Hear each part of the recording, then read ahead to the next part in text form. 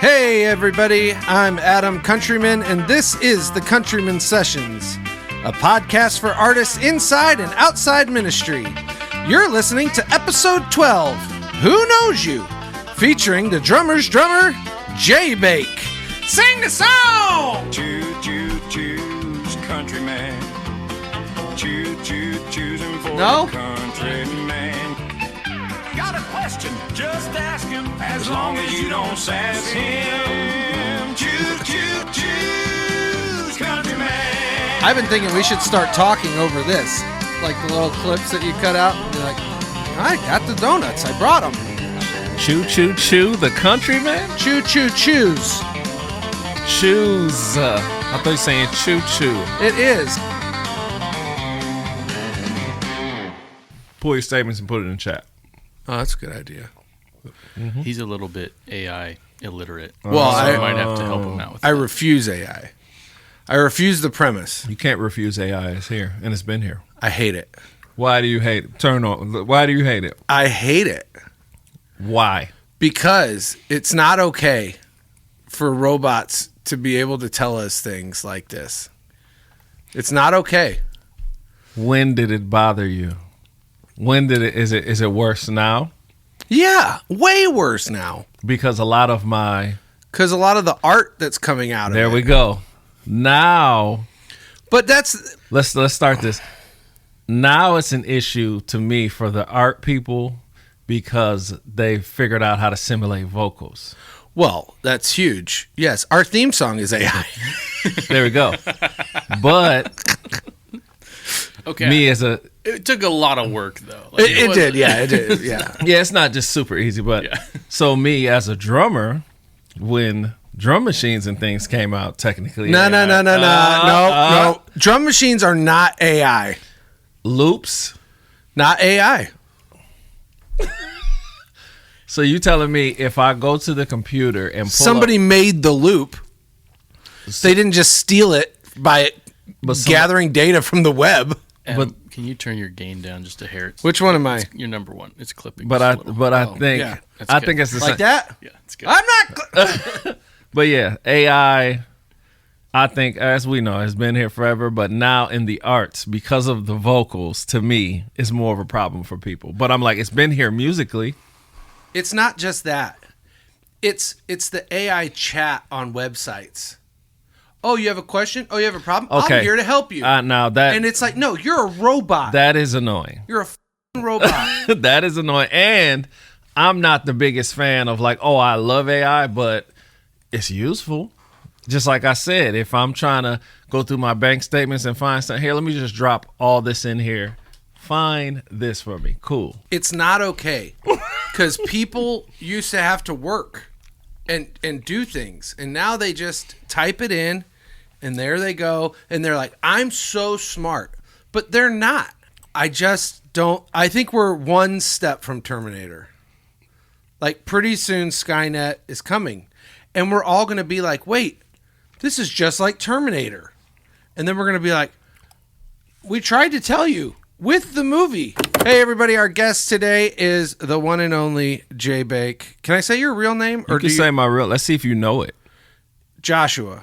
Yeah, well, that works. Joshua Baker. Well, Is there a middle name? there is a middle name, but my Is last it Demetrius? It's not. I actually have a very neutral name. My name flows well. If it's Adam, I'm going to lose it. Oh, it would never be Adam. But my last name is actually Baker Dukes. What? A lot of people don't know that. Why would you lose that? No, I didn't lose. I actually made that. 2019. Long story.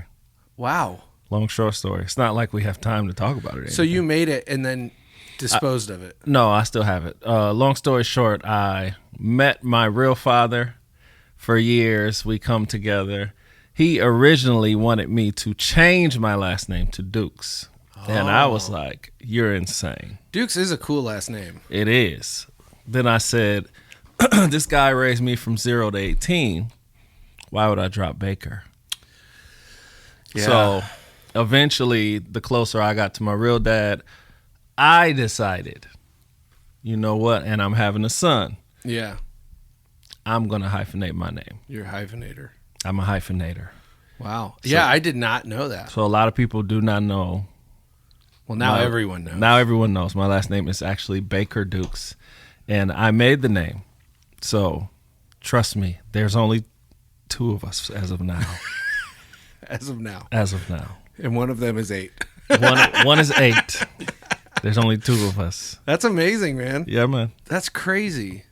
So, I know that this is like diving deep right away, but Yeah. like, did you know that you were adopted or that? I wasn't adopted, so it was always the running joke.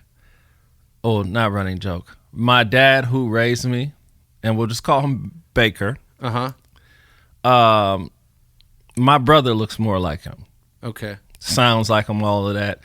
And I'm the comedic kid my whole life. Always picked on my mom. And then let me go back. My parents divorced when I was young. They both remarried. I got a big family. Mom, dad, stepmom, stepdad. Find out at 18. Real dad. Oh, man. Exactly. That's a lot of Christmases. Oh, boy, Christmas is fun. But, You're like, we skip Thanksgiving. right. Straight to it. But, so no, Baker, who raised me, everything was cool. I don't have any complaints or anything. It was just a thing known. I guess my parents were going through a thing when I was young, separated, but still was legally married. So that's what happened with me. Gotcha. But they end up getting back together originally. So everybody just kept it that, okay, this is my dad. The unfortunate part was everybody knew but me. Oh, no. So when I found out, and I'm like, oh, man, I just found out Dukes is my dad. You know, I'm kind of sad. They're like, yeah, we knew. Jeez. I mean, everybody. That had to be It was hard to process. It was an interesting time in life. Is that when you decided to start shaving your head? That's when I start shaving my head, and then I changed my nah. And all of this happened. That's the other funny thing. All of this happened as I was graduating high school. Oh, my gosh. So I go from being this local football star, Ooh, I like how you drop that in there. you know. I have Local football star. local football star from Michigan. I have this football degree, a football scholarship. I have a full ride to Notre Dame. Wow. Yeah, You were a sport. I was a sport. I was injuring myself because I was hitting people so hard. Linebacker, fullback. I could see that. Yeah, this is the small version of me. I'm scared of this version. So, Last 2 times I concussed myself. The last time everything turned yellow. And when I blinked, it's like everything faded in slow. And the doctor's like, yeah, you take too many more of these, you'll probably be blind. oh, snap. Yeah, so Just to show all you kids out there, sports aren't worth doing. sports are amazing. I still love football. And they're a little safer now. What team is your team now that you're on the sidelines watching? Here's the Blue? Go blue? thing. Well, we talking NFL? You don't watch any sports, so it doesn't matter. For you. I just know Michigan's blue. Michigan University is blue, but I am from Lansing. That would be Michigan State. Go green. Oh. Why didn't they just keep them all blue? We should just have state colors. You're colorblind, so don't they all look You know kinda what? blue to you? That is true. They're all gray. Is that- Go dark gray. Beat slightly darker gray. My favorite is always the ref. I always feel like they're not paid enough. Use AI. Google. Refs are paid well now. Okay, well, I'm not using AI. I'll take your word for it. So, we're going to call you Jay Bake. Call me Jay Bake. Yeah, there's a long Because story that's with what my your name, but yeah, Instagram handle is. that's what my he is Jay Bake. I thought it was funny. I created that because everybody was doing I am at the time. I am Adam Countryman. I am this person. I said, oh well, he is Jay Bake. I thought it was funny, I like it. and it stuck. It's stuck. It's stuck. So you've had endorsements by Pearl Drums, Winston Sticks, Native of Michigan, and you were a student of the Atlanta Institute of Music and Media. I was a student And then, of Atlanta Institute of Music when I went. They were not media. oh, they didn't have the media yet. No media yet. Did you introduce them to media? I tried to. Because then you taught there. I taught there, so that is my story. Church kid from Michigan, grew up, could play naturally, but I just had natural talent. So trying to go to this college, moved to Atlanta with my brother, like a commercial. I work a regular delivery job in my old school car for a few weeks. Get done working one night, man, I'm tired, I'm bored, see a commercial. Like the what was the dude?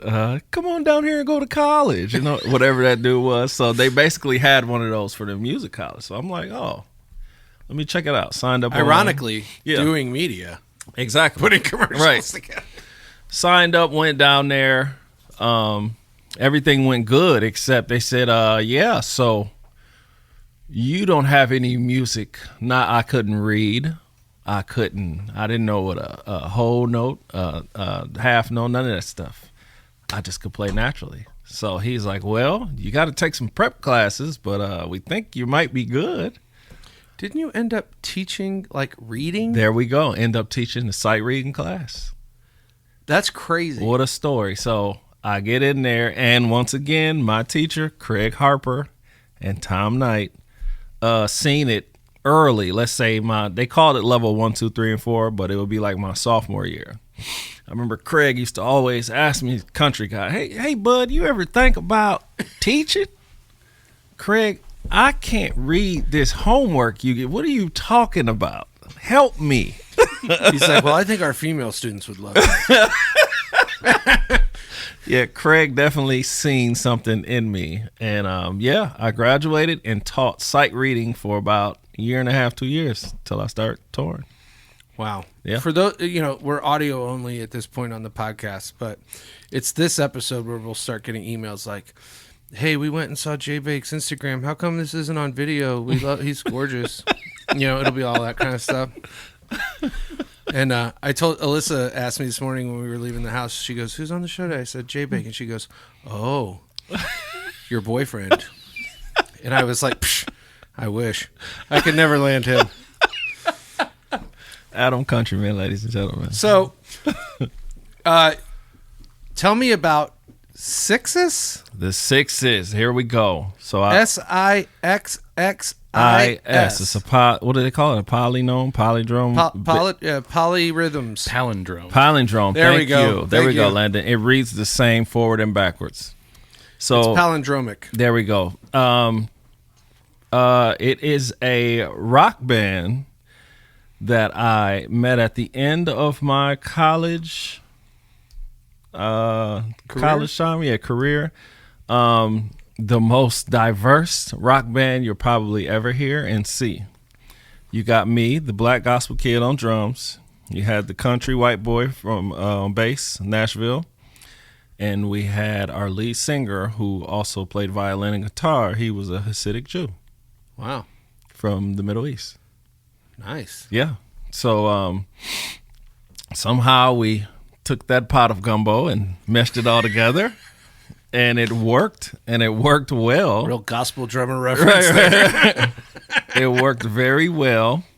And we eventually toured for a little while with a new group at the time called the Winery Dogs. Oh, sick. And that would be with Mike Portnoy, Billy Sheehan, and Richie Kotzen.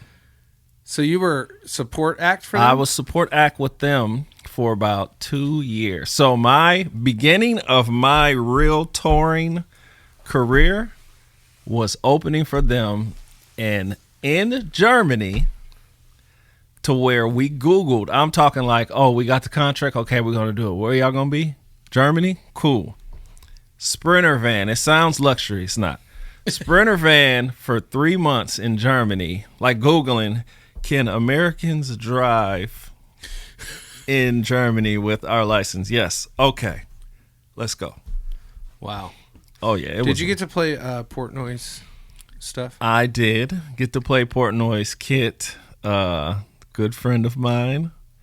I hung out with them all a whole lot. There's lots of things I will not say on Yeah, air. it sounds like there's a lot of unspokenness. But that was the beginning of my touring career with those guys. That's a great start.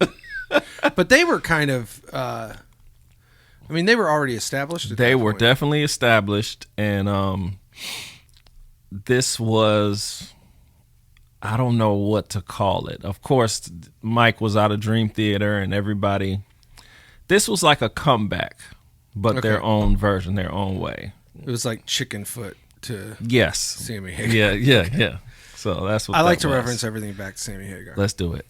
So that sounds like a real crazy thing. Can you still get the music? Can I go and listen to it? Absolutely. You can still go on all platforms and look up the Sixes. You can go on YouTube, and you're going to be like, who is that dude with those long dreads? That was me. Yeah, I noticed that, which brings me to the point that I have now, which is you had long hair, Yes. but ever since I've known you, you've been shaven head. I've been shaving. I had long hair. So the question is, did you go bald, or are you shaving it because it's cool? A little bit of both. It thinned out a little bit in areas, and it was the pandemic. And I said, well, let's shave it and see how I look, because we're all at home. Right. Nobody's going to see me. And it looked good. So I said, I'm going to save some money, and this is the new look. Yeah, you kind of looked like you were right out of Living Color. Yeah. With the dreads, honestly.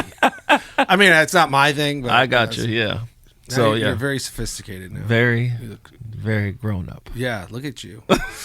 Okay, so, and then I'm gonna read this list. I don't know. Read it down. Yeah, so this is off of AI. All right, I'll confirm or deny. When I Googled your name, That's scary. other artists Okay. such as Paul Abdul, Snoop Dogg, Da Brat. Did I say that right? Yep.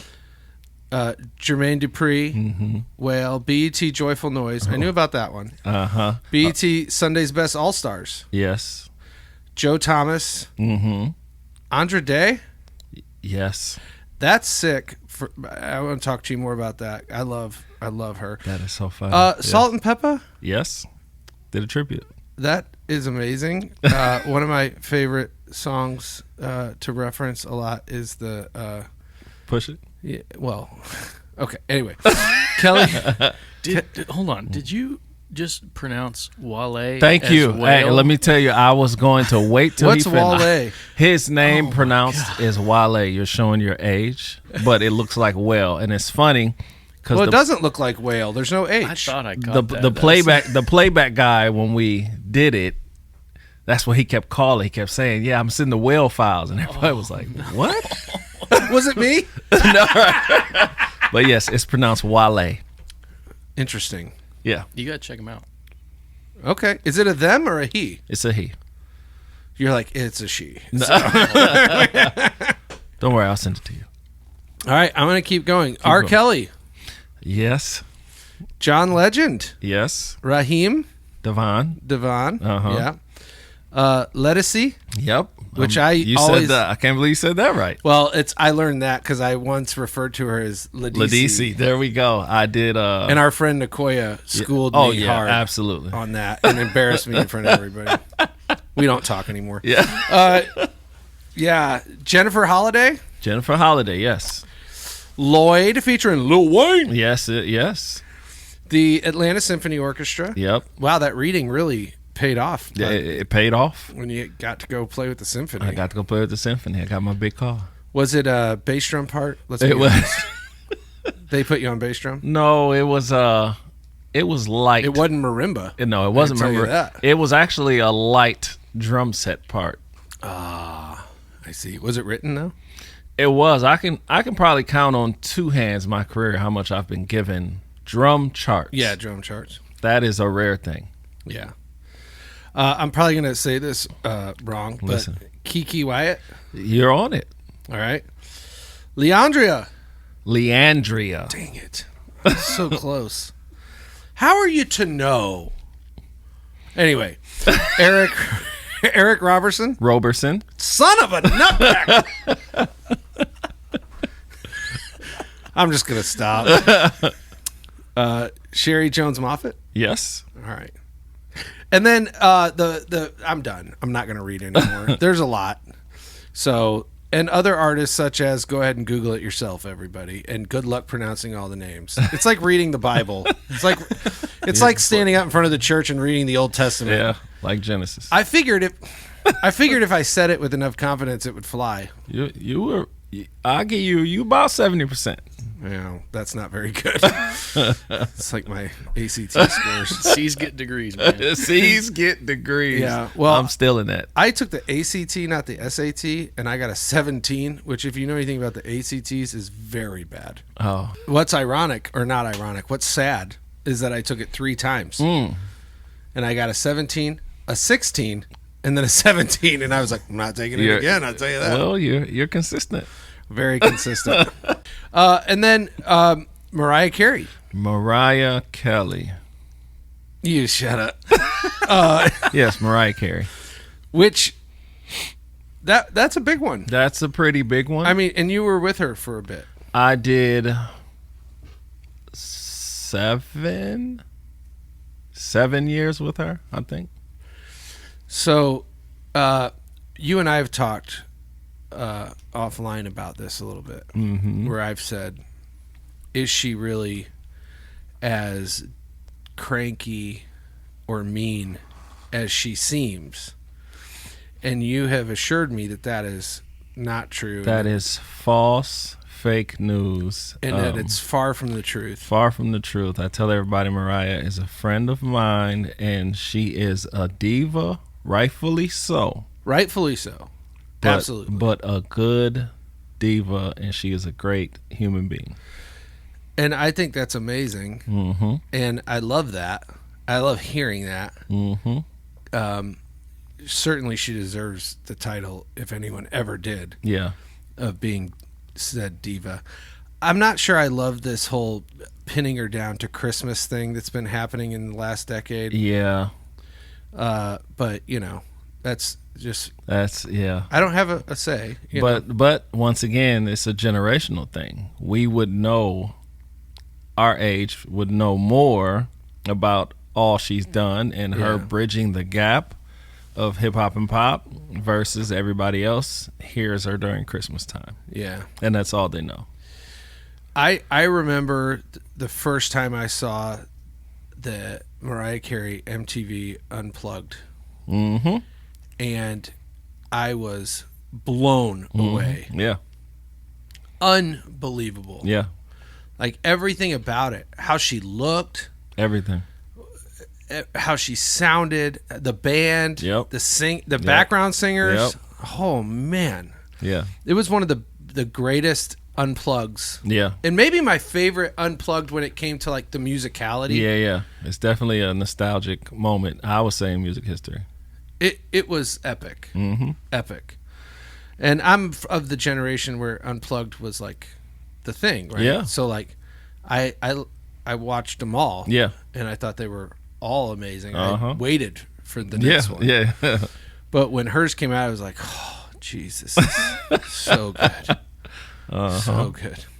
So you toured with her where and it was you've toured the world. I've toured the world with her.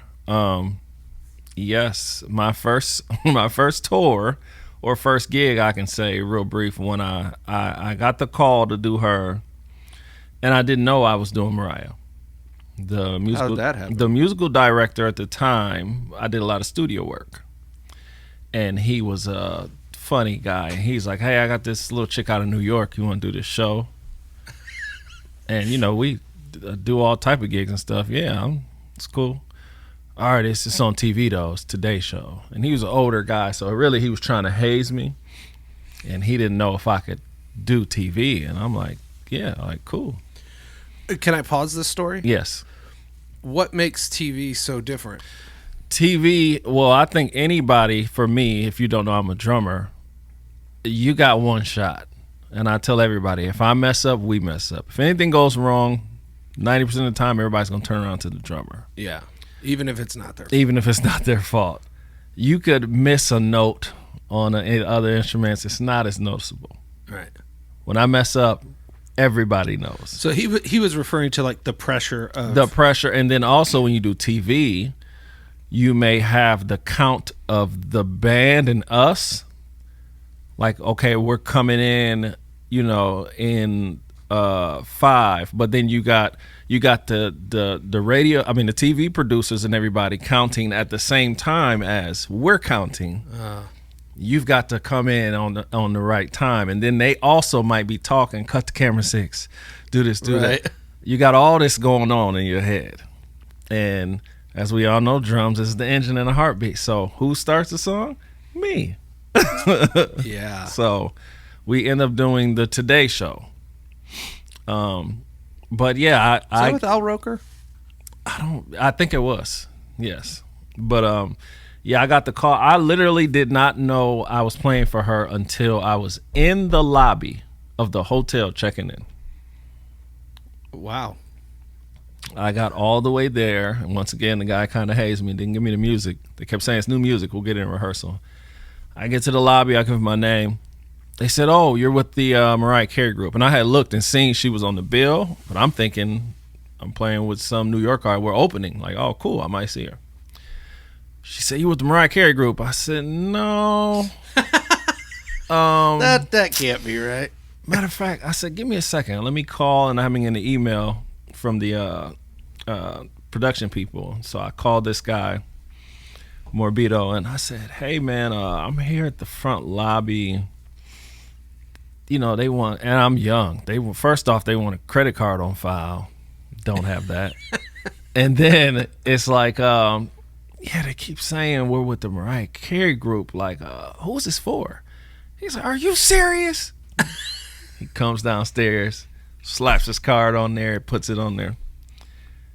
He said, "Do you know you were here for?" I said, "No." He said, "Dude, you're playing for Mariah Carey." Oh. Oh, I didn't know.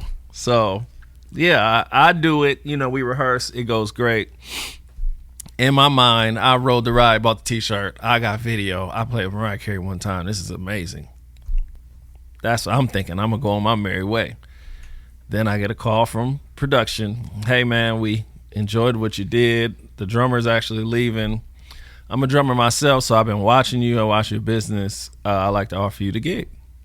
Oh. He says, "Only one thing." I said, "Okay, what's that?" "We start rehearsals next week, and you got to go to China for 3 months." To rehearse? We rehearsed in Atlanta, but I'm about to take 3 months of your life. We're going over And tour China. Yeah, and tour China, and rehearsal starts next week. But I'm young. Let me think. Yes. Yeah. How old were you? Maybe the time? 24, 23. So, Yeah. yeah, sure, let's do it. Wow. So, that's how it began for me.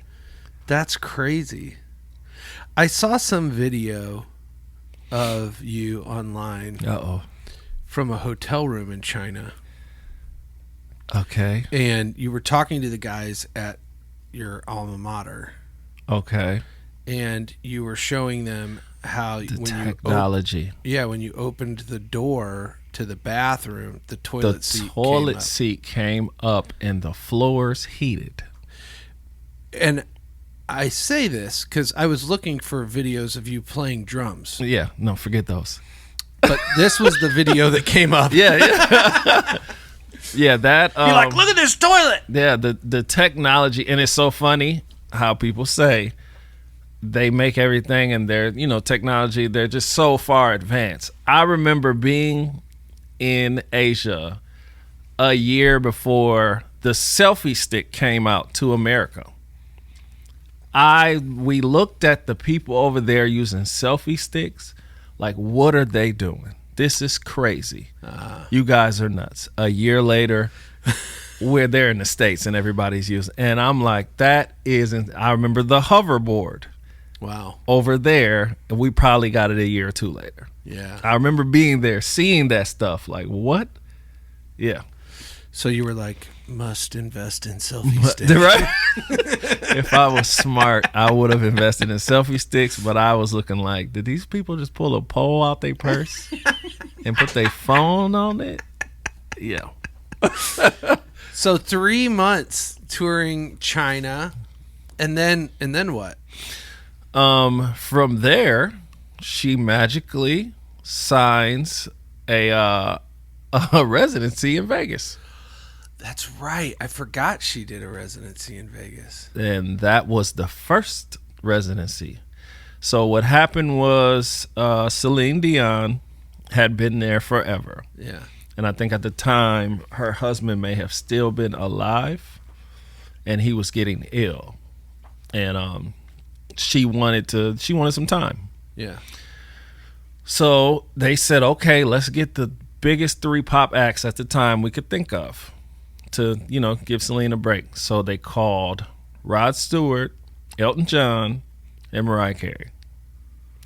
Let's give them all time within a year. Let's see who sells the best. We'll go with that person. Yeah. That's Caesars, right? Caesar's Palace, yes, in Las Vegas. Elton went first, and I would like to say I went to that show. Amazing. I forgot he did Lion King theme song. You had forgotten that. I was reminded, and I almost cried. Interesting. This is a real sensitive side of it. Oh, man. Was Nigel playing drums on that I don't in know. that residency? Let me tell you something. Who stole the show? I need everybody to know this man's name. Ray Cooper. Oh, my God. Ray? I know. He's amazing. I don't think I've seen anybody play percussion like that. So crazy Ray Cooper thing. The guy is unbelievable. Man, Like, I was the performer of all performers. I was blown away. I had seen him on Clapton's Unplugged show. Yep. Right? And I was Yep. like, this dude is into it. Oh, man. Right? Like, made Steve Ferroni look like he was asleep. Listen. So I go to see the face-to-face, the first or second face-to-face tour with Billy Joel and Elton John, and my dad takes me, Yeah. right? Because I'm 14, 15 Right, years right. old. We go to Busch Stadium Right. in St. Louis. St. Louis. The old one, though. Yeah. Like, it's like a 3-minute delay from the time you hit a drum to the time we can hear it. Right. So not George Bush. No, not Oh, George okay. Bush Stadium. Yeah, Sorry, it's- Houston. It's where the Cardinals played. Whitey Herzog was the coach, I think. There we go. And Ozzie Smith. Anyway, we're watching this, and my dad, who's not a musician, but he loved to tell people he was in the music business. Yeah. Oh, yeah. And when they asked him why, he'd say, "Because I buy all this music gear." That's it. And we're there watching the show, and he's not like invested in it. Yeah. Like he's taking me because I wanted to Right, go. right. He was over the freaking moon about this guy Ray Cooper. Like, he would not stop talking about it. Every time from that moment on that Elton came through, we had to go see him. Not because it was Elton John, Not all. Listen. because my dad wanted to go see Ray Cooper play percussion. I understand. And as a drummer, of course, I like percussion. I didn't know percussion did all of that until I seen him. Unbelievable. I was floored. He had these long mallets. He has so many instruments I had never seen. And he does like cymbal swells, but the show of the mallet, Yep. I don't know, 4 or 5 foot long mallets that flex. The guy is amazing. And like I said, so just imagine Elton gets done. I don't know what he just finishes, but it goes dark and you just hear all these African rhythms. And I'm like, what the heck is going on? And they shine a light on him and Ray is just killing it. And then you start to hear familiar, the little chants. And then I hear them start singing Circle a Lot. I said, you got to be kidding me. Oh, my God. Yeah. So, yeah. So you went back to your room in the Bellagio and watched Lion King? Listen, pretty much. So, yeah. But no. So, yeah. So, Rod Stewart, Elton John, Mariah Carey. Elton went first. We went second. I think Mariah sold out and it was demanded for the year. So they already pretty much knew, okay, she's got it. Man, Yeah. that is crazy, dude. So you played that residency? We did the first residency just thinking, oh, this is cool. And two, I think we had a sweet residency deal. Some people, you might be 2-3 shows a night, 5 days a week. We had 3 shows for the week. That was it. Like Fridays or Like, let's Thursday, just say Friday, Monday. Saturday. Yeah, like Monday, Thursday, Friday. Or Monday might be Friday. So I think it would flip. And then we would usually go to Vegas a month at a time. So the way it happened was we would go to Vegas for a month, do the residency, might go home for a week or two, and then now we got all these other dates because, she was putting albums out. So now we got to go promo that. So go on tour for a month or two. So where did you stay in Vegas for a month? We stayed at, I can't think of the name. Was it a hotel? It was a hotel. So our goal, I can't think of the name of it. It's right. We didn't want to do Caesars. A lot of people have contracts because of the smoke, the gambling, and Right. all of that. So you stayed at Circus. Right. We stayed at Circus. There's only one hotel right off of the main strip that's owned by them. And what I loved is it's basically a mini apartment. Full kitchen, washer and dryer inside. If I'm there a month at a time, perfect. Like Right, I got my yeah. own little spot. So yeah, every time we would go to Vegas, we would stay there. Gotcha. So it was perfect setup. And then too, sometimes some people have interesting fans. So, you get done playing the show, and let's say if you staying in the same hotel, you go downstairs, you trying to get some Starbucks. Right. You got all these people asking questions about her, and put me away over there Yeah. where nobody knows. Dude, Yeah. that's crazy. So So what did you do on the days off? whatever. Did you ever go see Santa Fe and the Fat City Horns? I did not see Santa Fe and the Fat City Horns, but once again, things like, Elton was before we came there. I seen, here's another show. Let me see. This is in my top 3. And every time I tell people, they're like, yeah, right. Sticks at MGM. Right. We get tickets. Hey, go here, see this show. Bette Midler. I'm sorry? Bette Midler. Let me tell you something. I think it's pronounced Betty, Yeah. actually. When I tell you it's still to this day one of my top 3 shows I've seen. Really? Blew my mind. What made it so great? Her showmanship, I forgot all of the theater aspects and everything of her. I didn't know she wrote, which TLC song was it? What? Thank you. It might have been, I don't want to say it might be Waterfalls. That's... Google this. I'm going to Google it. But what really blew my mind, once again, being a 80s kid, growing up in the 90s, forgetting that she did I forgot her character name, but when I tell you there's a whole Hocus Pocus moment, Really? I stood up and I was the only, first off, I'm guaranteed, once again, I'm in my 20s, youngest person in there. I'm hot. They did a thing, LED screen came, and she's on stage, and there's a quick change LED, and it grabs her. She comes out in the full costume. No way. It said, I put a spell on you.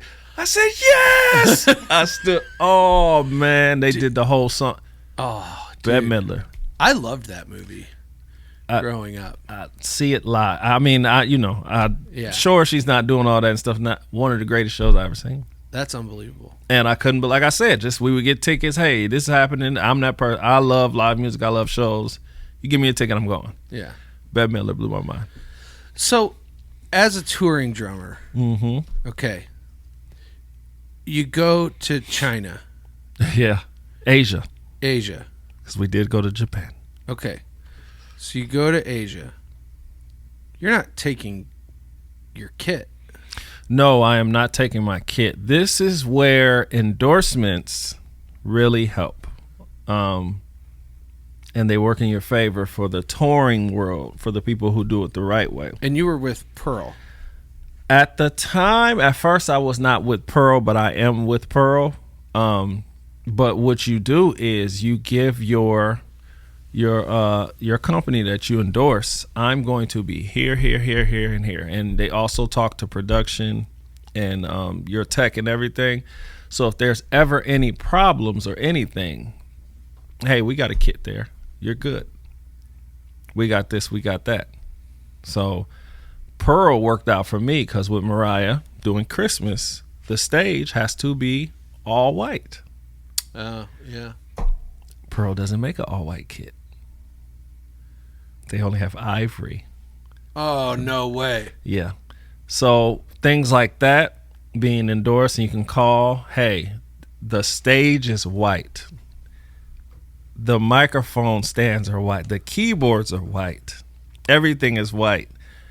I have a candy red apple Pearl kit. Oh, it's Christmas. We thought it. Hold on. Let me call my rep. Hey, man, blah, blah, blah. Okay, I got you. White kit. Wow. So in that instance, it's very helpful.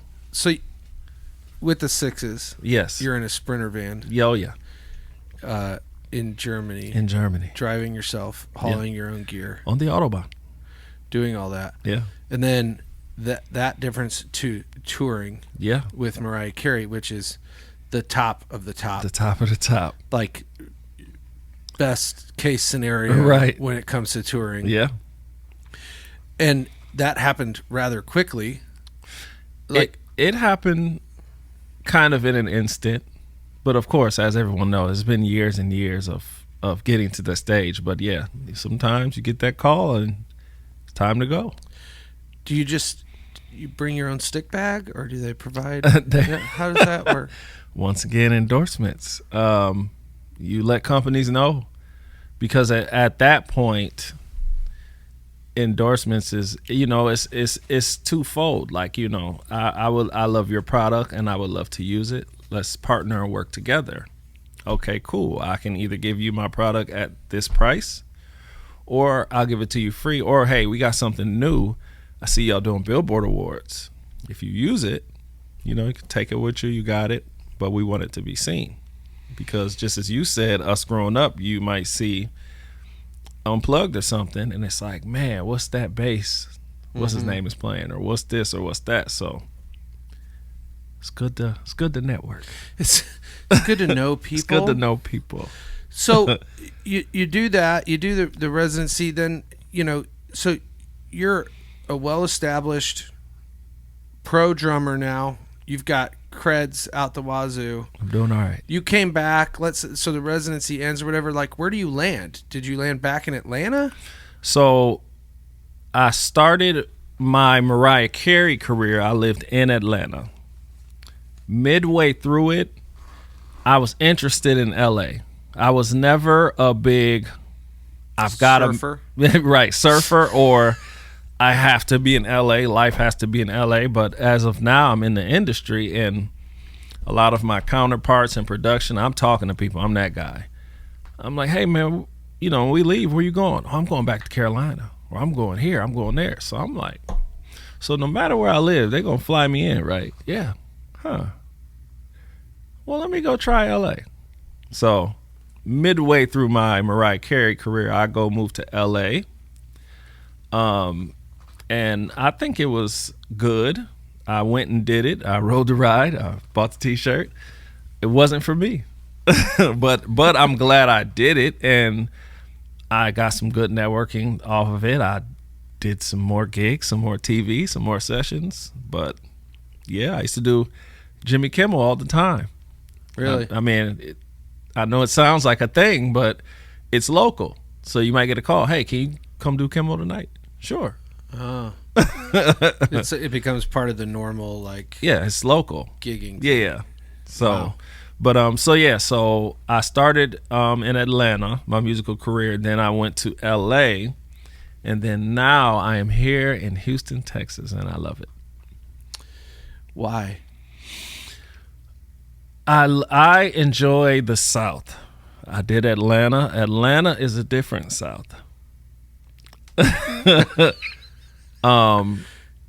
I had family here. It's essentially located 2 international airports. Yeah. Financially, at the time, coming from LA, as soon as I moved here, everything was halved. And Right. I couldn't believe it. I mean, like, even my meals. Yeah. Like, what I paid to eat with me and my family is like my one meal in LA. Have you tried not going to Capitol Grill for Right. I definitely cook at home a lot. But You're like, I couldn't believe it. right. The maitre d' didn't seat us in the... Yeah. The first thing I ate when I came here, I was told to go to Luby's. Nuh-uh. Yeah. Shut up. Went to Luby's. Did you get the Luann platter? I did get the Luann. You're like, "Phew, you kids be good. We're going to Cracker Barrel for dessert. But yeah, I love Houston, man. Very diverse, culinary city. Whatever you're into, I tell people Yeah. that all the time. I'm talking whatever. That's one thing that I love about it too. I- It's everything and anything you want. You can get Yep. if you want it. Yeah, It's not crammed down your throat. It's Nope. not shoved on top of each other. It might take you 45 minutes to get it there. might. But I come from 2 major cities with traffic, so Yeah. it for me it's like, oh, it's cool. Well, and I think the diversity of Houston is part of what just makes it so great. Yes. You know, I grew up in South St. Louis, and St. Louis was maybe one of the most segregated cities Yep. I've ever been to. Uh-huh. So it was like crazy. I moved my family to San Antonio from Houston when the kids were young. Yeah. And the first day, my older 2 kids are adopted. Yeah. And my son, his birth father, Yeah. was El Salvadorian. So he's a little darker skinned. Yeah. You know, I'm very white. Yeah. And he's a little darker skinned. He came home. So we moved from Houston over there. Yeah. He came home from his first day from preschool. And I said, how was it? And he goes, they all look the same. He's, I don't know, 4, Yeah. 5 maybe. And he's like, they all look the same. Uh-huh. He was like, I'm dark. Yeah. Uh-huh. And I was like, we've made a terrible yeah, mistake. exactly. Let me talk to you, son, over here. I mean, but just driving down the road, you Yeah. know, he was like, he noticed Yeah. being, you know, Uh-huh. a young kid. And I was like, oh, yeah, weird. Like, it didn't cross my mind Yeah. until then. But I'm like, oh, Mm-hmm. because they had grown up, you know, for the first 5-6 years of their life in Houston. Yeah. And in Fort Bend County. Yeah, you know, yeah. so it was very like, diverse. yeah, so it was crazy. Hey, I want to know more about the studio work. So how much studio work were you doing when you were in LA? And I'm assuming you did some in Atlanta. And So studio work for me started in Atlanta. I started we got a lot of I was with a production team. We got a lot of can you explain that a little bit for people? Like what? Do you want to do a break setup before we get into this? Oh yeah, Or do because you then I have- could pee. you have to pee already. I've had a lot of coffee. All right. Well, let's- we'll be back after Adam goes and pees. We're gonna come back. I have to pee. Let's take a short break, and when we come back, I want to hear all about the studio stuff. All about the studio stuff. I'm gonna eat a donut. Have a non-cake donut. I'm gonna eat a non-cake donut. That's for the Patreon. We have a conversation on that. Yeah, we'll get to that too. All right, we'll be right back. Oh, we interrupt this program from we got a caller. I think his name is Lou. Go ahead, Lou. What's up, man? Hey there, boys and girls, it's your main bench Lou again. Let me ask yous, do you ever get hungry for something other than pastrami? Is your pocket matzah failing to fill the gastric void? What you need is an easy, potato-based, microwavable morsel to satisfy your afternoon culinary cravings. That's why you need to pick up a pack of Lou's Lunchtime Latkes today. This shit is the best. I cannot begin to describe the nutritional value contained in these potato pancakes. Simply pop open a 2-pack of latkes, stick them in the microwave, hold the tinfoil, and run them for a good minute 30. You'll have spuds for all your buds. So go pick up Lou's Lunchtime Latkes today for the low price of $9.99. And good luck getting your change now that there's no more pennies. Good yatif. What about Oreos? I knew you was gonna do that. That's the only reason I said that. And we're back. Yeah, we're back. Oh my, yes. So I went to Dunkin' Donuts this morning on the way here, and I got the guys and myself some donuts, and I asked for cake donuts, and the guy was maybe the dumbest person that could have ever worked at a Dunkin' Donuts. First of all, English was not his first language, which, okay, I get it. But you can't work the drive-through window if you don't understand. He did not know what a cake donut was. Yeah. So we're eating crap donuts. Yep. He put one chocolate iced in the box, which I feel like is just kind of like a middle finger for some reason. I don't understand it. Right. 96 maple. Yeah, 96 maple donuts. He's a Canadian. He doesn't speak any English. We got a bunch of maple donuts. He said check them. So I checked them. And I was like, this isn't right.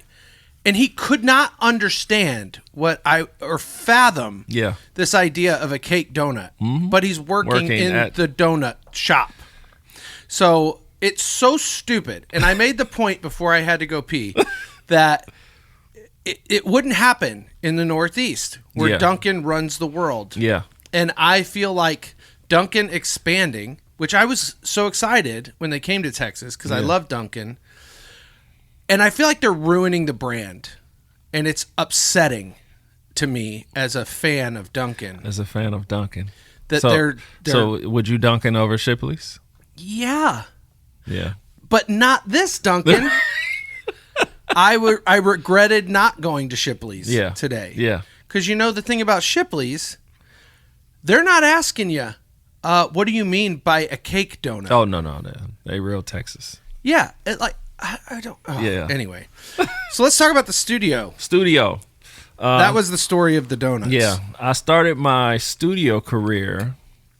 Actually, I had some learnings in my music college, Atlanta Institute of Music. But yes, media. And media. Now, I'm sorry, and media. When I went, it wasn't media. Sued. Yeah. But yes, I started my musical career in Atlanta, Georgia, and my production team that I was able to work on, we did lots of things. We worked with Viacom, so that means we would do scoring some TV shows and some award shows, and you might do a song here and there and all of that. And did I always get the best placements or the best deal? No. I was young and I was learning, but I learned a lot. So that's where it started. That was more MPC and beat bass, and then of course you gradually get a call here, hey, can you play drums on this, or can you do this, can you do that? So, but it all started in Atlanta, and it morphed into times in LA where you get a call during the pandemic to come shoot a movie and play all the audio over for Apple. And John Mayer's in the next room, and he keeps coming to your session, and this is during COVID, and every day you're getting 2 to 3 things shoved up your nose to make sure we're all not dying. And we're at Henson Studio in the room where they sang We Are the World, Michael Jackson. Yeah, I was in that room. What was that like? It's nostalgic. It's amazing. Does the room have a vibe? Yes, it does. You feel it. It definitely has a vibe. And I was there about a week in there doing it. So, but yeah, it's cool. Like, I just kept pulling up the old video of them and then being like, oh, it's this wall. They were here. Oh, that's the couch. This is the board. So pretty cool. That's amazing. Yeah. Do you like the studio, or do you prefer live? Like, as a drummer, like, I know it's like you probably enjoy both. I enjoy both. It's 2 different worlds. What bothers me is that people don't understand the difference. And I know a lot of regular people won't, but there are a lot of people in the music industry who will get on a live stage and not understand why it doesn't feel and sound like you're in the studio. Well, you're in the arena. And then you have to play to the room, just like you do in studio. You have to play to the room, and then in the studio, you have to trust your team and the people around you, because I can tune the drums or do something, and it sounds good to me, and audio engineer, somebody might say, yeah, this tom is flat. And it's like, I believe you, because what I hear in this room with these headphones on is different than what's coming out that board. And they go play it back, and it's like, oh, you were absolutely right. Yeah. So it's two different beasts, but they are in the same world, I guess. So I know that I'm your favorite bass player Absolutely. to play with. But aside from me, like that caveat out, okay, right? Like obviously that's a whole other level of playing Yes. that you are blessed by. But if you like, can you speak to whether it be studio or live? Like one of the things, especially with churches and people who are contracting church players, or even like cover band gigs, or like more day-to-day kind of hustle kind of gigs. Yeah. Some guys just don't seem to understand the relationship of bass and drums. Like, well, we'll just throw this guy in there. Yeah. Or we'll throw this guy in there, and they're they're creating this rhythm section with guys who may not have chemistry. Like, can you talk a little bit about the real symbiotic relationship between the bass and drums as you go from like session to session, or Right, gig right, to right. gig? Rhythm section is very important. Like I said, I feel like it's your heartbeat. If I'm off, if we're off, then everybody's off. So there definitely needs to be chemistry, if possible. I love a bass player, any musician that listens. I'm not a fan of people who overplay, or you got to know dynamics. Like I say, you got to know the room. You got to know, this singer may not have it at this moment. Let's pull down, or this room is loud, or whatever it is. So I'm first trying to lock in with my rhythm section with my bass player. So that is definitely a major thing. I need them to be tapped into all of the things. So it goes further than the dexterity of this person can play all this stuff, blah, blah, blah. Well, what is your music knowledge and your logical sense? You can look, you walked in, the singer's a little hoarse. Like, let's pay attention to that, guys. Like, let's play to that. Let's think about that. So, it just depends. Just cater to the room. I think that you're very attuned to that, like more so than maybe most drummers that I've played with. Yeah. Just from the standpoint of like, we'll come off after a set and be like, well, they really crapped the bed on this one. Right. Whatever the case is. But like trying to own some of that on whatever gig. Yeah. We've done some crappy Yeah, it gigs, happens. right? But you always seem to have a sense of ownership over the gig in general, not just your part. Right. And was that developed? Did someone like instill that in you at some point? I or- would say that was developed by me paying attention to detail, but definitely from my upbringing in the gospel church. Because playing in the black gospel church, like I said, it's not always, and we're so fortunate nowadays to have a script. Let's have a morning meeting. It's going to be this, it's going to be that. Well, what if the spirit gets high? Then you can't write that down. You script out. You can't and this script is where the out. spirit will move. What if you get in? I beg to differ. I scripted out. What if you get into church and you got this beautiful, all this stuff playing, and pastor just found out his mother just died? This change, you've got to read the room. It's not gonna go like what we planned. We rehearsed all this stuff, and we got this lead singer. Oh, we're gonna kill this. We did great in rehearsal Thursday. Yeah, they didn't show up today. So you always have to pivot in You're saying church. singers are flaky. I'm just saying things happened. Would it be possible to say that singers are the worst? I'm not saying that. That's coming from Adam. So, growing up in church, you know, you gotta make do with what you got.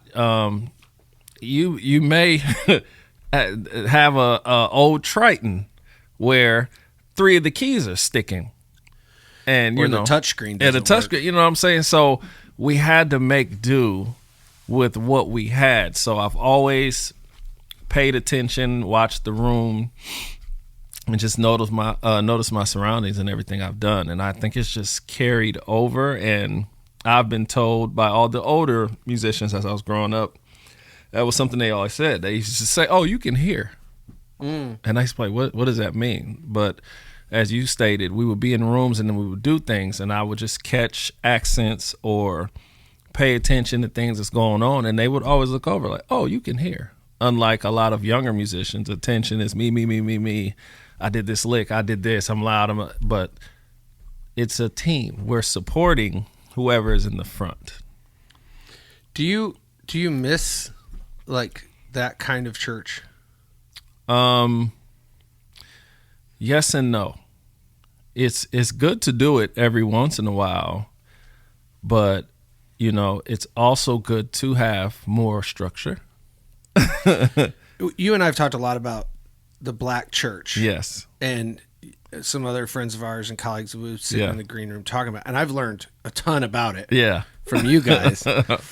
And I'm like, that sounds exhausting. It is, but the ear training that we naturally have that we didn't know we were getting is why the industry and a lot of people sought us out. And I accredited one of the most recent big people who found that out was Justin Bieber. When he realized with his newer sound, he literally said, "I need a church. I need a band from Black Church." He realized the more he was in the studio, and I know a lot of the guys he was in the studio with in sessions and all of that, and just the way we can flow. And you got this idea, okay, well, let's go here, let's do this, or let's do that. And he's just like, you know, like, y'all, how do y'all just got all of this and you can just vibe and move and all that so fast? And the majority of the time, the similarity is just our upbringing in church. And I feel like those of us who grew up not going to black church, we didn't get any of that. Yeah, but like I said, and then it's a double-edged sword though, because for me, like I said, when I auditioned for college, oh, you're great, you can play, but I don't know what a half note is. So most people give up and is defeated. Versus I'm like, I really want to know this. I really want to understand this. So me getting that side as well made me even more of a hybrid.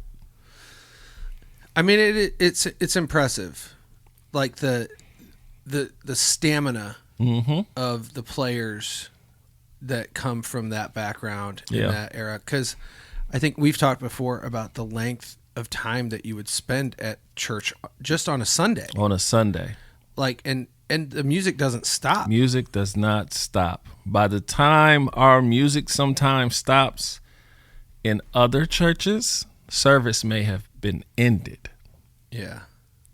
Which is crazy. So yeah. Like there's people at Luby's Oh already. yeah. Oh, you're at Luby's. You may even be home changing your outfit, getting ready to watch the game. And you're like on the third hymn. Yeah, and pastor is just walking out from the back. It's crazy.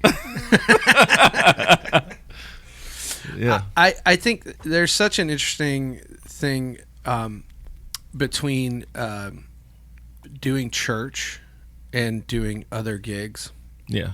A lot of drummers or any musician really, but a lot with drummers, like the adaptation of what is the difference if you could pick like one main difference as a drummer between playing a Saturday night gig out at some wedding or a bar or something, and then Sunday morning I got to go in. Like, what's the mental mind shift that has to happen? I think for me, like I always said, you got to play to the room, but you got to know your craft and you got to know your genres. That was something I studied early. So first for me, and I did a lot of things different and backwards unknowingly. There were these twin. I grew up in church. There was these twin drummers in my high school. When you say twin drummers, like they were twins? They were twins, two Conjoined- guys. conjoined twins? Josh, no, they weren't conjoined. Josh and Jacob Jesse, Okay. and Two separate people. two separate people, but twins. They enjoyed my drumming, and they was like, "Hey, have you?" Oh, and here's another tidbit. Everybody, some people, your history might be your parents listened to funk music, so you might have a little bit of that growing up. Your parents might have listened to rock or all of that. I heard praise and worship my whole life, which I tell people musically is nothing for a drummer. So I always felt behind. Do I know all of the CeCe Winans catalog and Yolanda Adams and all of those for years? Yes, but you're never going to go to those songs for drum parts. So I met these guys, and they introduced me to this website called drummerworld.com. Ah, yes, Drummer World. Funny enough. So you grew up listening to CCM stuff? I Like grew up this- listening to CCM. Is that crazy? Yeah, why? Because that's what was in the house. Now, it was just me. I got lots of siblings. All my other siblings, I got some hip-hop and all that. Like, I heard other stuff, but what I heard the majority of was CCM. Wow. So I got friends who was like, oh, man, I grew up You on... have friends? Right. I grew up on funk, and I grew up on this, and I grew up on that. Yeah, I grew up on praise and worship. Wow. So... Yeah, and I never would have Yeah. guessed. And I felt so behind. So they introduced me to drummerworld.com, and I was studying drummers. And in studying drummers, I didn't realize I was studying genres. I would study Steve Gadd, Right. not knowing how versatile he was and all of that. Then I would study Dennis Chambers or Zorro and all of that. So then when I got to college, I'm meeting all these people, and I'm like, you don't know this song? No, I never heard Sweet Caroline. I never heard. Yeah, give me. I would tell them the CDs at the time. Give me burnt CDs, everything you grew up listening to. And I would hear it, and then now I'm learning genres. But some of it, I'm like, oh, I heard this drummer play this, or this sounds like this guy. Like I did it backwards. Right. So like some people would grow up, oh man, I remember this song. This musician was on this music. I was listening to drummers. It's interesting because I was too. Yeah. Like as a bass player, like once I started realizing, oh, there's all this great music out there, like I was drawn to drummers. Yeah. Like I wanted to be a drummer. I'm just not good at it. And but I remember I want to say, so my freshman year of college, I think, and I could be wrong. If I'm wrong, I'm very sorry to all those who I'm about to offend. But I think Near Z played on John Mayer's first record, Room for Squares. And I was like, man, this guy's killing it. But the tour was done by, I think it was J.J. Johnson. I got you. And I saw J.J. Johnson play then at the Elephant Room in Austin once.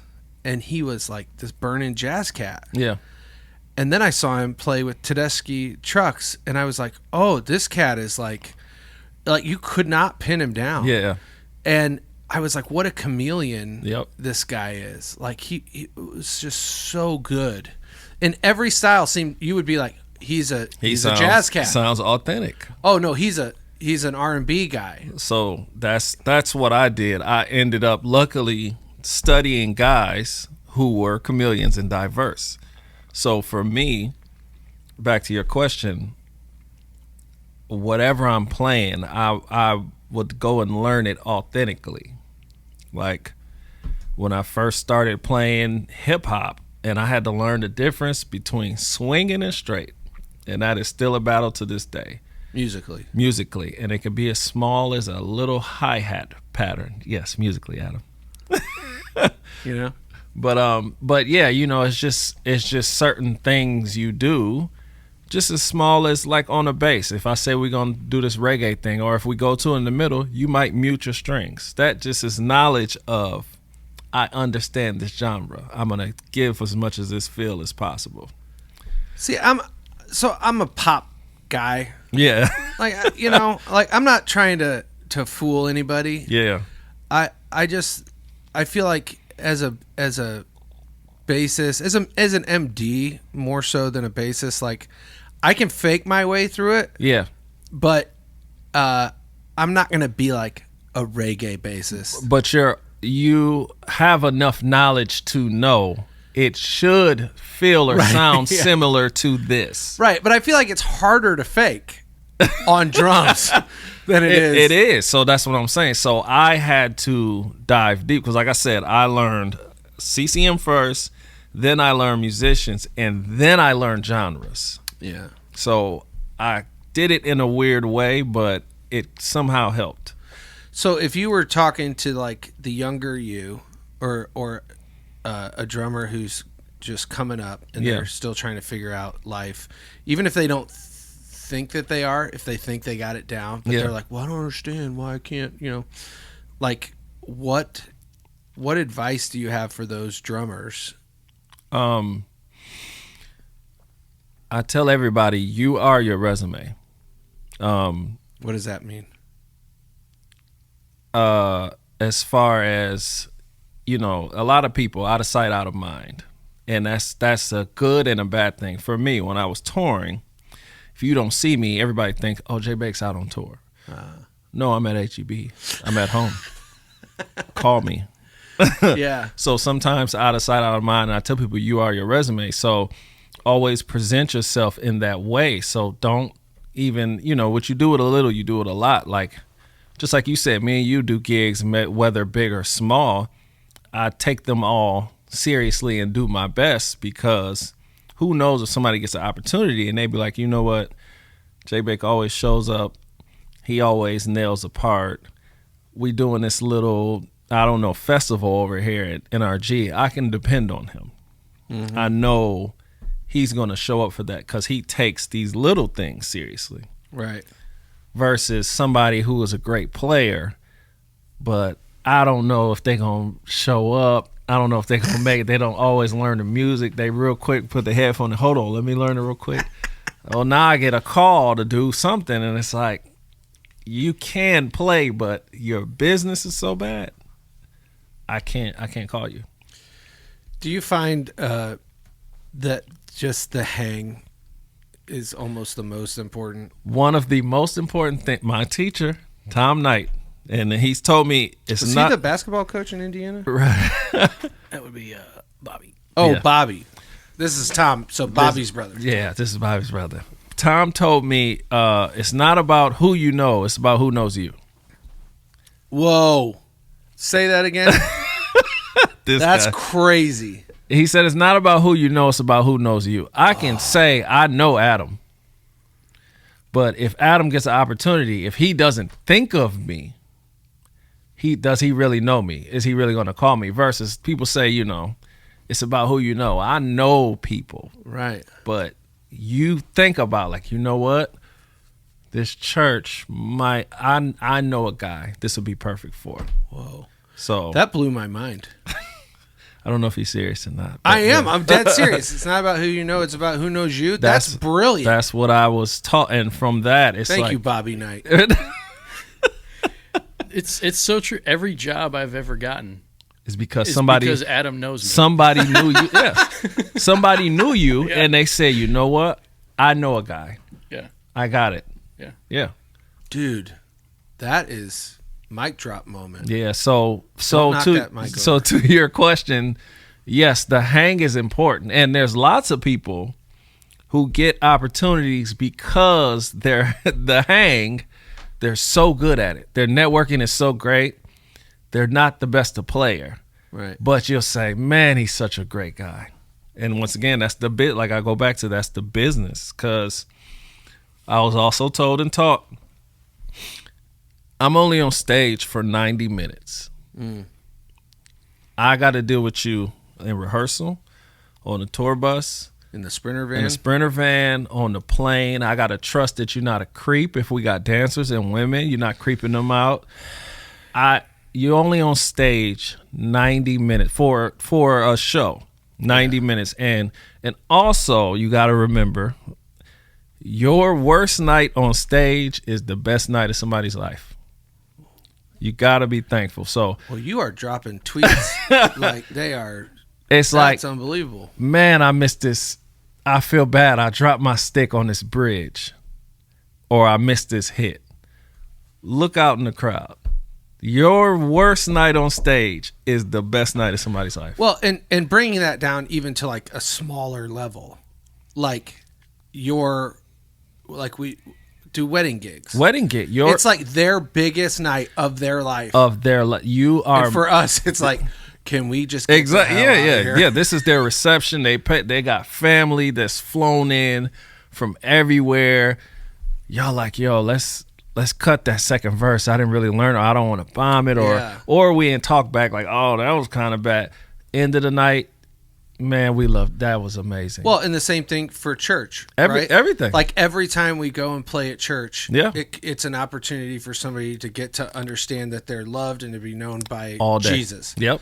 So it could be the biggest day of that person's life. It could be the biggest day. And we're up there playing some Phil Wickham tune, exactly. you know, and it's like, we got to get to Luby's. Right, we gotta get to this whole thing is right. crazy. Oh, I forgot to turn gonna my be, be- off or Yeah. whatever. And We're going to be out of Luann platters. yeah, by the time we get that out person back there has just been introduced to Christ. I tried to convince our mutual friend Nolan, who runs the Undercover Band. I tried to convince him to create a tagline for the Undercover Band that said, "Undercover Band. After all, it's not our special day." That's good. But he didn't go. He for it. didn't go for it. No, he thought it might have a counter effect. Nolan is a very calculated human being, mentally calculated. Yeah. Physically, That's a tornado. That's what I He said. is all over- Mentally, very calculated. well, he's not going to listen to this. But, you know, that's good. You should have seen him trying to record the theme song for this show. Oh yeah, It was hilarious. I believe I it. mean, God bless him. He cared so much. yeah. I'm like, it's really not that big of a deal. And he's like, all right, do it again. Take 19. Do it again. I can do it better. That's Nolan. It's unbelievable, man. Well, Jay Bake, you're an amazing guy to play with. And what I like most about hanging out with you, I think, and this goes to kind of what we were talking about with the hang, like you have to trust the people that you're with. Yeah. You got to trust that they got your back. You got to trust that they want what's best for the thing. Yeah. And I think that's what makes you such a great partner in music, because I there's lots of times, like those who know me know, like my anxiety gets the best of me a bunch. I get in my own head because I make it more of a big deal than it is. Yeah. And you're always really good at diffusing that Yeah. with me. And sometimes too far. Right. It's on borderlines on sass. But I think there's such a great comfort when you're playing with people who you know care about you as a person. Yep. And that, you know, the well-being of those who you're playing with matter. Yep. And I think you have a gift in that. And there's just a real peaceful presence. I mean, part of it too is that I love being around you just because you're so good looking. But I think that's neither here nor there. That's just a side note. You know, maybe it's not for everybody. It's, you know, but it's my thing. You know, I'm encouraged by it, so I enjoy it. Well, thank you. I just want you to know I am taken though. Oh yeah, well, me too. I mean, I'm not saying. Adam is taken with you. Yeah, I'm not saying it would go anywhere. I'm just like, there's been a gig where you and Josh Masters have both been on the gig, and it's hard for me to focus. That's all I'm saying. This guy. Well, that's why we couldn't have you and Masters on at Exactly. the same time. Yeah. You know, so Every we wouldn't have gotten every anything. blue moon. Yeah. Anyway, I love you, man. I'm glad that you came on. Thanks for doing this. Man, And, I appreciate the call. We'll have you back, and we'll talk more about donuts and Please. in Vegas. Yeah, we'll talk about Donuts Vegas, and maybe we'll have Shipley's and Duncan next time. You know what we should do? We What? should go to Vegas together We should go to Vegas and together. go see Santa Fe and the Fat City Horn We should. on a Monday night. You and me and our significant others. That way, it's not weird. There we. Oh, okay. All right, let's do it. Let's do it. Let's do it. But All right. We'll see y'all next time on the Countryman Sessions. Thanks for joining us. Follow Jay Bake on social media. He is Jay Bake. Yep. And you can get a load of where he's playing and go check him out and all the bands that he's been with. Also, follow the Countryman Sessions on social media and give us a like and a 5-star review. Go to patreon.com/the Countryman Sessions. Jay Bake's at the $500 a month level. He's rolling in it. So Gotta do it. but everybody's got to go there. We need your support, and we thank you so much for listening. Tell a friend, and don't litter. Bye. Choo, choo, choose, countryman. Choo, choo, choosing for your countryman. Got a question? Just ask him. As long as you don't sass him.